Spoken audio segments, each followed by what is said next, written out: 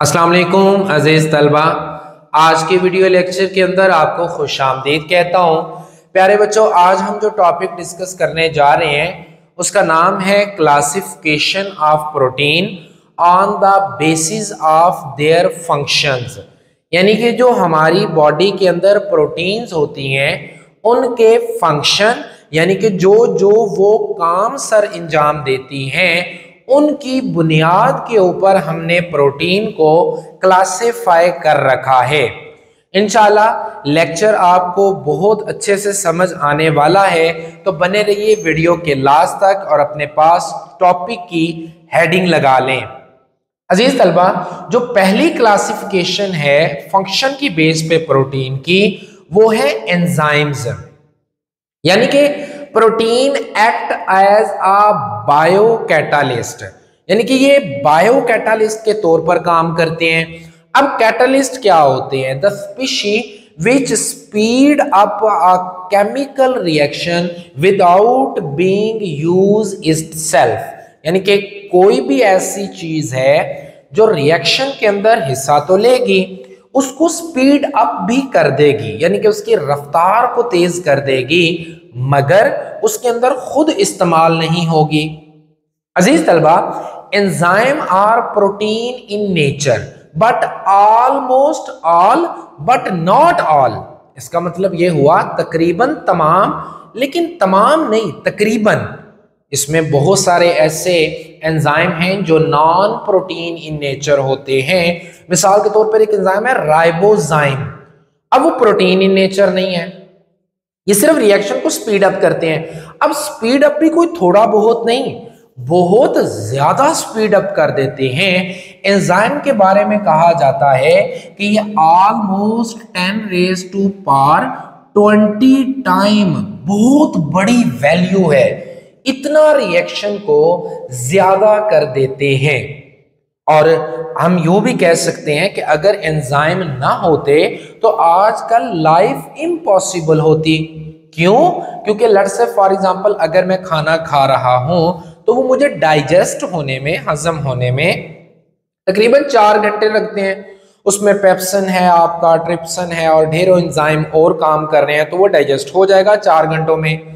लेकिन अगर एंजाइम ना होते तो मंथ से ज्यादा का टाइम लगता इस खुराक को हजम करने के लिए। और मुमकिन है जब तक खुराक हजम होती तो मैं जो है वो इन्ना लिल्लाह हो चुका होता। क्लियर? तो यानी कि ये लाइफ को चलाने के लिए बहुत ज्यादा इंपॉर्टेंट है। फिर enzyme are specific in nature. इसका मतलब ये हुआ कि एक खास चीज के ऊपर खास किस्म का एंजाइम एक्ट करेगा। मिसाल के तौर पर अमाइलेज एक एंजाइम है, उसने स्टार्च के ऊपर काम करना है।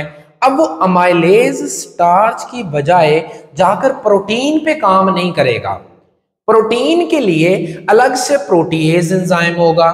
इसी तरह से अगर लैक्टोज, जिसको मिल्क शुगर कहते हैं, अगर उसको तोड़ना है तो लैक्टेज एंजाइम ही उसके ऊपर काम करेगा। लैक्टेज एंजाइम जब लैक्टोज को तोड़ेगा तो वो ग्लूकोज और गैलेक्टोज से मिलकर बनी हुई है, तो ग्लूकोज और गैलेक्टोज में लैक्टोज को तब्दील कर देगा। यहां तक बात क्लियर? चले पढ़ते हैं। They are biocatalyst. बायोकैटलिस्ट इसलिए कहते हैं क्योंकि ये रेट ऑफ रिएक्शन को जानदारों के जिस्म के अंदर तेज करते हैं, तो बायोकैटलिस्ट हैं। Speed of the biochemical reaction without which life is impossible, जिसके अलावा तो जिंदगी की बका ही मुमकिन नहीं है। They are the specific in nature and perform a specific function. इनकी खास नेचर होती है और खास किस्म का काम परफॉर्म करते हैं। लैक्टोज एक आपके पास शुगर है जिसके ऊपर लैक्टेज एंजाइम काम करेगा, ये उसको तोड़ेगा ग्लूकोज और गैलेक्टोज के अंदर। क्लियर? नाउ फिर प्रोटीन को एक और बेस पे भी क्लासिफाई किया। कुछ ऐसी प्रोटीन है जो स्ट्रक्चरल प्रोटीन होती है, यानी कि ऐसी प्रोटीन जो बॉडी के स्ट्रक्चर को मेंटेन करने के लिए जरूरी है। मिसाल के तौर पर इसमें टेंडन है, लिगामेंट्स हैं, जिनकी वजह से मेरी उंगलियां, ये उंगली अगर यहां पर है तो ये खुदा ना खास्ता टूट कर यहां पर नहीं लग जाएगी। क्यों? क्योंकि इसको इसकी जगह पर रखने के लिए भी एक प्रोटीन है जो टेंडन और लिगामेंट की फॉर्म के अंदर है। इसी तरह से अगर आप भेड़ बकरियां देखें, मवेशी, उनकी जो खाल है, जो उनकी आप ये कह लें कि जो ऊपर वाली स्किन है, वो भी तो प्रोटीन है, जिसको हाइड कहते हैं। ये जो हाइड्स हैं वो भी तो प्रोटीन इन नेचर है, जो उसकी बॉडी को प्रोटेक्ट भी कर रही हैं और एक खास किस्म का स्ट्रक्चर भी प्रोवाइड कर रही हैं। Protein hold the living system together, give the support and shape to the cell. फिर ये सेल को भी खास शेप देती हैं और उसको जो है वो सपोर्ट भी किया करती हैं। नेक्स्ट क्लासिफिकेशन की जाती है on the basis of transportation. अजीज तलबा, आपने सेल मेम्ब्रेन को पढ़ रखा होगा। अब सेल मेम्ब्रेन के अंदर जो है वो प्रोटीन्स लगी होती हैं। अब जो प्रोटीन होती हैं वो एम्बेडेड होती हैं लिपिड की बाइलेयर के अंदर, यानी कि एक लिपिड की ये लेयर है, एक ये लेयर है, तो इसके दरमियान में क्या मौजूद होती हैं? प्रोटीन्स होती हैं, प्रोटीन के चैनल्स होते हैं जिनको इंटेग्रल प्रोटीन कहा जाता है। अजीज तलबा, इसको आप एम्बेडेड प्रोटीन भी कह सकते हैं कि चूंकि बाइलेयर के अंदर धंसी हुई है ना, तो क्या करेंगे, अब ये सेल मेम्ब्रेन है, सेल का बाहर वाला हिस्सा ये है, अंदर वाला हिस्सा ये है, तो अगर बाहर से कोई चीज अंदर जानी है तो वो इन प्रोटीन चैनल के थ्रू जाएगी, या अंदर से कोई चीज बाहर आनी है तो वो भी इन प्रोटीन चैनल्स के थ्रू ही बाहर आएगी।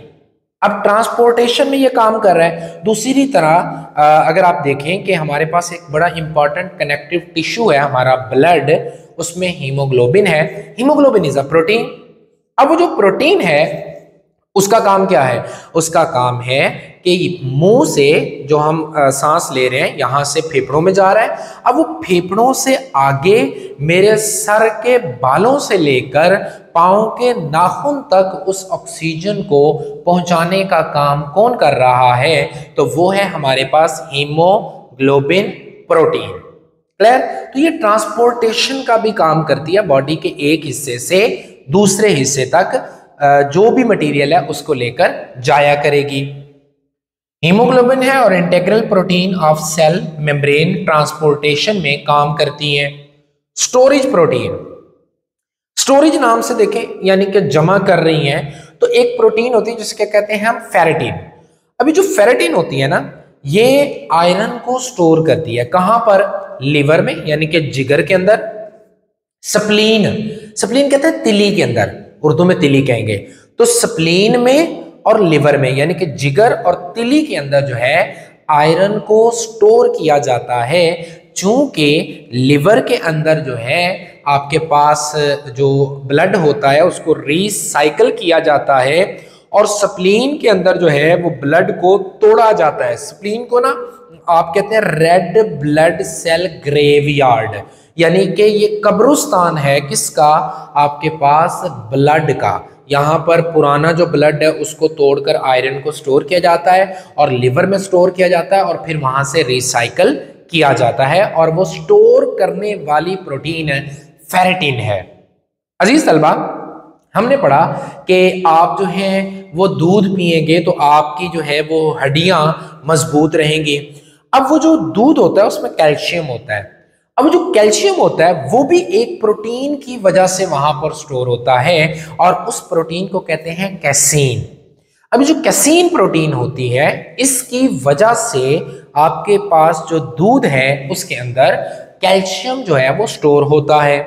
अजीज तलबा, इस कैसीन का ही इस्तेमाल करके आप बटन वगैरह बनाते हैं। जो बटन होते हैं ये बनते हैं इनसे, और इसी तरह से जो खवातीन हिजाब करती हैं तो हिजाब को लगाने के लिए वो जो उसे कहते हैं बक्कल वगैरह, वो जो बक्कल बनते हैं वो भी इसी कैसीन को ही इस्तेमाल करके बनाए जाते हैं। Clear? Ferritin store the iron in liver and spleen, casein store the calcium in milk use to make the button. Even that के कैसीन से ना आप आर्टिफिशियल जो है वो रेशमी कपड़ा भी बनाते हैं। ठीक है, चले। Hormonal protein. अब हार्मोनल प्रोटीन आपने बायो वाले बच्चों ने तो बड़ी डेप्थ के अंदर पढ़ रखी हैं कि हमारे यहाँ हार्मोन होते हैं जिनकी वजह से हमें जो है वो सेकेंडरी करैक्टर अपीयर होते हैं, हमारा कद बढ़ता है और हमारी बॉडी के दूसरे जितने मैकेनिज्म हैं वो तमाम के तमाम हार्मोन्स के जरिए कंट्रोल किए जाते हैं। अजीज तलबा, हार्मोन जो होते हैं वो भी प्रोटीन इन नेचर होते हैं। अब ये जो हार्मोन होते हैं वो क्या करते हैं, हमारी बॉडी को बहुत सारे कामों को कंट्रोल कर रहे हैं। जैसे मैंने बताया ग्रोथ को, यानी कि हाइट बढ़ने को। इसी तरह से आप जो हैं वो खुदा न खास्ता कभी बीमार हो जाएं तो बीमारी के अंदर आपका डाइजेस्टिव जो सिस्टम होता है वो काम करना जरा कम कर देता है। उसकी रीजन होती है कि टेम्परेचर बॉडी का बड़ा जो थायरॉक्सिन हार्मोन है उसका रिलीज होना कम हो गया। अब जो थायरॉक्सिन होता है वो थायराइड ग्लैंड से निकलता है। एक ग्लैंड होता है उसको कहते हैं थायराइड ग्लैंड, उससे थायरॉक्सिन हार्मोन निकलता है। अब वो थायरॉक्सिन हार्मोन जो होता है वो डाइजेशन करवाता है। अगर आपको बुखार ज्यादा होगा तो थायरॉक्सिन कम निकलेगा और डाइजेशन का अमल स्लो हो जाएगा। इसीलिए बुखार के अंदर डॉक्टर जो है वो कहते हैं सॉफ्ट फूड का इस्तेमाल करें, यानी कि नरम ग़िज़ा का इस्तेमाल करें ताकि वो डाइजेस्ट अच्छे तरीके से हो जाए। अजीज तलबा, ये भी बात मैंने यहाँ पर लिखी है, थायराइड ग्लैंड से थायरॉक्सिन निकलता है जो कि मेटाबॉलिज्म कहते हैं all the chemical reaction which take place in the body of the living organism called metabolism. अब ये दो तरह के होते हैं, कैटाबॉलिज्म और एनाबॉलिज्म, उसकी डेप्थ में अभी हमें नहीं जाना। इसी तरह से अजीज तलबा एक होता है एंटी डायरेटिक हार्मोन। ये भी जो है वो पिट्यूटरी ग्लैंड से जो है वो आता है और इसका काम होता है कि आप जो यूरिन होता है उसकी फॉर्मेशन को कम करना। मिसाल के तौर पर गर्मियों के दिन है, आपने पानी थोड़ा पिया, पानी थोड़ा पीने की वजह से आप देखेंगे कि आपको यूरिन जो है वो कम आ रहा है और उसका कलर जो है वो येलो हो जाता है। अब येलो इसलिए होता है कि उसमें जो है वो यूरिक एसिड और जो एक्स्ट्रा वेस्ट मटेरियल है वो ज्यादा है, लेकिन पानी जितना आपको पीना चाहिए था उतना आपने पिया नहीं। तो बॉडी क्या करेगी, जितना यूरिन बनाना था उतना नहीं बनाती। अब थोड़े यूरिन के अंदर वेस्ट मटेरियल ज्यादा बॉडी से निकालती है ताकि पानी की कंजप्शन जो है वो आपने कम की है तो बॉडी को दूसरी एक्टिविटीज के लिए पानी मुहैया किया जा सके। और इसको कंट्रोल कौन करता है, एडीएच यानी कि एंटी डायूरेटिक हार्मोन कंट्रोल करता है।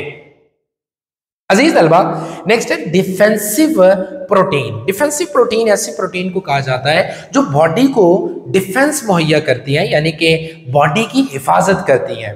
मिसाल के तौर पर अभी मैं स्टूडियो में खड़ा लेक्चर रिकॉर्ड कर रहा हूं तो मेरे अंदर ढेरों किस्म के जरासीम जा रहे हैं। आप लेक्चर सुन रहे हैं तो आपकी सराउंडिंग से भी बहुत सारे जरासीम इनहेल होकर बॉडी के अंदर जा रहे हैं, लेकिन अगर वो सारे बैक्टीरिया आपको बीमार करना शुरू कर दें तो शायद हम जवानी तक पहुंच ही ना पाए। अल्लाह पाक ने हमारी बॉडी के अंदर एक निज़ाम रखा है जो हमारी बॉडी को प्रोटेक्ट करता है। अब वो जो प्रोटेक्शन हमें मुहैया करते हैं वो भी प्रोटीन है। अब वो प्रोटीन क्या है, उनको आप क्या कहते हैं, एंटीबॉडीज। अब एंटीबॉडीज जो होती हैं ये क्या करती हैं, अगर बैक्टीरिया मेरी फेस पे हैं, मुंह पे हैं और हाथों पे हैं, वो अगर मेरे बॉडी के अंदर किसी तरीके से चले गए तो क्या करेंगे, ये प्रोटीन बैक्टीरिया के साथ लग जाएगी और उसको न्यूट्रलाइज कर देगी। न्यूट्रलाइज का ये मतलब नहीं है कि ये कोई एसिडिक नेचर है या बेसिक है, उसका मतलब है उसके असर को खत्म कर देगी, उसका असर जायल कर देगी।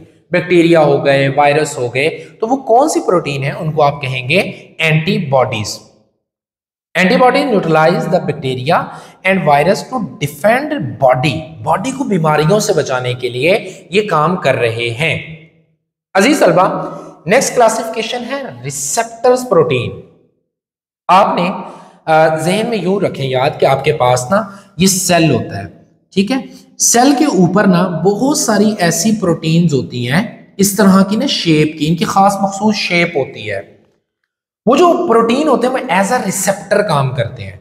बाहर से कोई, मिसाल के तौर पे इसकी अपना लगभग स्क्वायर लाइक शेप है, अगर कोई इस तरह का मॉलिक्यूल जिसके लिए ये रिसेप्टर बना है वो आकर अगर इसके अंदर अटैच हो जाएगा ना, इसके साथ फिक्स हो जाएगा, तो फिर एक खास किस्म का सिग्नल प्रोड्यूस करेंगे, वो सेल को अंदर पहुंचा दिया जाएगा। जब तक वो खास सिग्नल प्रोड्यूस करने के लिए वो खास किस्म का मॉलिक्यूल अगर अटैच नहीं होगा तो वो खास सिग्नल पैदा नहीं होगा। उसको पैदा करने के लिए एक खास पर्टिकुलर नस्ल का ही मॉलिक्यूल चाहिए जो आकर अटैच होगा। तो अजीज तलबा, ये सेल मेम्ब्रेन के ऊपर मोस्टली जो है वो सरफेस के ऊपर मौजूद होते हैं। Bind to the specific molecule, खास मॉलिक्यूल के साथ मिलेंगे and produce a specific signal into the cell, और सेल के अंदर एक खास सिग्नल भी पैदा करेंगे कि भाई ये हालात बाहर है, अब हमें क्या करना है या क्या नहीं करना। क्लियर? नाउ नेक्स्ट है जी जी प्रोटीन कपल्ड रिसेप्टर, जिसको आप GPCR कहते हैं। अब अजीज तलबा, ये भी एक्चुअल में ना रिसेप्टर प्रोटीन की ही एक नस्ल है। इसमें क्या होता है कि कोई स्टिमुलस जो है वो हार्मोन हो सकता है, वो बाहर से जो है वो लाइट हो सकती है, वो स्टिमुलस आपकी बॉडी को सिग्नल देता है और उस सिग्नल के नतीजे के अंदर जो है वो कुछ चेंजेस आती हैं और फिर अपना एक्शन जो है वो शो कर दिया जाता है। मिसाल के तौर पर हमारे ना जो आंखें होती हैं ना, इसमें रॉड सेल भी होते हैं, कोन सेल भी होते हैं। क्लियर? जो रॉड सेल होते हैं ना, ये आपको रात को या कम लाइट के अंदर देखने में मदद करते हैं। अब रॉड सेल में एक प्रोटीन होती है जिसको कहते हैं रोडोप्सिन। क्लियर? अब ये जो रोडोप्सिन होती है ना, ये क्या करता है कि जब लाइट हमारी रेटिना पर जाकर पड़ रही है, आंखों में ना एक पीछे एक आप कह लें एंड पे एक आंख की लेयर है, ठीक है, जो रेटिना कहलाते हैं, जो लाइट सेंसिटिव होती है। जब उसके ऊपर लाइट जाके गिरती है ना, तो वो कंट्रैक्ट करता है या रिलैक्स करता है, यानी कि अपनी शेप को तब्दील करता है। उसकी शेप के तब्दील होने की वजह से ये जो रोडोप्सिन होती है ना, ये भी अपनी शेप को तब्दील करती है। पहले ये इनएक्टिव है, लेकिन अब जब लाइट गिरी है, डिम लाइट या लाइट की इंटेंसिटी कम हुई है, तो इसने अपनी शक्ल को तब्दील किया। जब शक्ल को तब्दील किया तो रोडोप्सिन की भी शक्ल तब्दील हुई। जब उसकी शक्ल तब्दील हुई तो रोडोप्सिन एक्टिवेट हो गया। क्लियर है? तो इसीलिए कभी आप देखें कि कभी आप धूप से ना, तेज धूप से जो है वो अचानक कमरे के अंदर आए ना, तो आपको थोड़ी देर के लिए ना ब्लर ब्लर नजर आता है, मध्यम नजर आता है। उसकी रीजन क्या है कि आपकी बॉडी को अभी आदत है तेज लाइट की, आंख को, ठीक है। जब आप अंधेरे में आते हैं तो फौरन से उतनी इंटेंसिटी जो है वो नहीं मिलती, तो रेटिना को अब थोड़ा सा रिलैक्स या कॉन्ट्रैक्ट करने का थोड़ा मौका चाहिए, ठीक है। तो उस दौरान आपको जरा नजर आने का अमल जो है वो थोड़ा सा रुक जाता होता है। क्लियर? नाउ अजीज तलबा, नेक्स्ट है जी कंट्रैक्टाइल प्रोटीन। कंट्रैक्टाइल जो है वो कंट्रैक्ट से निकला हुआ है, यानी कि सिकुड़ने को कहते हैं हम। ये जो है खास किस्म की प्रोटीन है और बहुत फेमस प्रोटीन है, एक्टिन एंड मायोसिन। आपने ना अगर 10th क्लास में भी अगर आपने बायो पढ़ी हुई है तो आपने वहां पढ़ा होगा फैगोसाइटोसिस, पाइनोसाइटोसिस या एक्सोसाइटोसिस और एंडोसाइटोसिस। उसके अंदर क्या होता है कि सेल जो है वो बाहर से मटेरियल को अंदर लेकर जाता है और अंदर से मटेरियल को जो है वो बाहर लेकर जाता है, वहां पर भी ये काम करते हैं। क्लियर? और सेल के अंदर भी लिक्विड को मूव करवाना है। मिसाल के तौर पर ये अगर आपके पास सेल है तो यहां पर फोटोसिंथेसिस हो रही है, तो वो यहीं पर नहीं पड़ी रहेगी। ये फिंगर्स के ऊपर अगर उसकी हो रही है फोटोसिंथेसिस तो यहीं पर पड़ी रहेगी, तो इसको तो दूसरे हिस्सों को तो देना है ना, ठीक। तो इनकी मूवमेंट की, साइटोप्लाज्म की जो मूवमेंट है उसको करवाना पड़ता है। तो उसमें भी आपके पास जो सेल का स्केलेटन होता है उसके अंदर कुछ आपके पास एक्टिन और मायोसिन प्रोटीन जो हैं वो मौजूद होती हैं in the form of filament. Filaments की शक्ल में होती है, जिनके कंट्रैक्ट और रिलैक्स करने से ये जो फ्लूइड है ये मूव करता है ताकि इसके अंदर जो है कंटेंट मूव करता रहे। इवन दैट आपने माइटोसिस पढ़ी होगी, ठीक है। तो माइटोसिस और मायोसिस के दरमियान आपने देखा होगा कि वो जो आपके पास क्रोमोसोम है वो सेपरेट होते हैं, तो उन क्रोमोसोम्स की भी तो मूवमेंट करवानी है, उनको सेपरेट भी तो करना है। इसी तरह से फ्लैजेला, ठीक है। अब वो जो फ्लैजेला होता है, बैक्टीरिया की जो टेल होती है, दुम होती है, उसकी भी तो मूवमेंट है। वो जो मूवमेंट करवानी होती है उनके अंदर भी यही प्रोटीन जो है वो रेगुलेट करती हैं, यही उनमें मदद फ्राहम करती हैं। नेक्स्ट अजीज तलबा, रेगुलेटरी प्रोटीन। अब ये जो रेगुलेटरी प्रोटीन होती हैं ये इतना खुद काम नहीं करती, बल्कि दूसरों के काम के ऊपर तवज्जो ज्यादा देती हैं। यानी कि ये क्या करेंगी कि खुद प्रोटीन पैदा होंगी और दूसरे को फोर्स करेंगी कि वो काम करे। अब इसकी मिसाल यूं है कि डीएनए रेप्लिकेशन आपने पढ़ी होगी बायो में। तो डीएनए रेप्लिकेशन में क्या होता है कि डीएनए जो होता है उसने 1 से 2 होना होता है। बहुत सारी ऐसी प्रोटीन्स होती हैं जो यहां पर आकर डीएनए के साथ अटैच होती हैं और फिर डीएनए को मोटिवेट करती हैं कि या तो रेप्लिकेट हो या फिर हमें ये इस तरह की प्रोटीन बनाकर दे। वो जो प्रोटीन्स हैं वो कहलाती हैं रेगुलेटरी प्रोटीन, जो कि दूसरे फंक्शन को रेगुलेट करती हैं यानी कि चलाया करती हैं। Regulate the activity of the other protein, protein है वो डीएनए के साथ अटैच हुई और उसने सिंथेसाइज करवाने के लिए प्रोटीन, मजीद प्रोटीन को बनाने के लिए पैगाम दिया या डीएनए रेप्लिकेशन में भी मदद किया करती हैं। अक्सर आपने पढ़ा होगा हेलिकेज एंजाइम होता है, डीएनए पॉलीमरेज होता है, ये सारे एंजाइम हैं। तो ये क्या है एक्चुअल में उसको आप ये कह लें कि उसको एक्टिवेट करवाते हैं। नाउ सेकंड जो है वो आपके पास 11 टाइप है, दैट आर टॉक्सिन। अब टॉक्सिन कहते हैं पॉइजन को ना, जहर को। तो ये वो प्रोटीन होती हैं जिनकी नेचर ही जहरीली है। आपने जो स्नेक वेनम होता है, सांप का जो जहर है, उसके अंदर भी तो प्रोटीन होती है। वो जो प्रोटीन होती है अब वो बेशक न्यूरोटॉक्सिक है यानी कि दिमाग को मफलूज करने के लिए है, या हीमोटॉक्सिक है यानी कि ब्लड को क्लॉट बनाने के लिए है, तो प्रोटीन इन नेचर। वो जो प्रोटीन है they have a poisonous effect, उनका जो असर होता है वो जहरीला हुआ करता है।